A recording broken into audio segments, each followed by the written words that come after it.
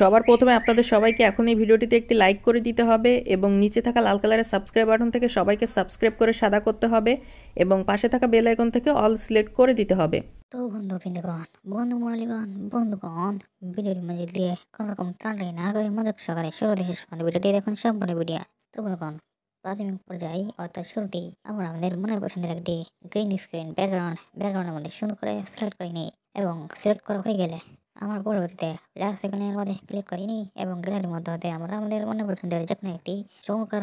আকর্ষণীয় দেখতে একটি ছবি আমরা সিলেক্ট করি এবং সেটাকে গ্রিন স্ক্রিন ব্যাকগ্রাউন্ডের মধ্যে সুন্দর করে বসাই। পরবর্তী যে সেই বসানো ছবিটিকে আমরা চমৎকার অসাধারণ করে তুলতে বিভিন্ন রকম টুলস রয়েছে, বিভিন্ন রকম ফাংশনগুলো রয়েছে,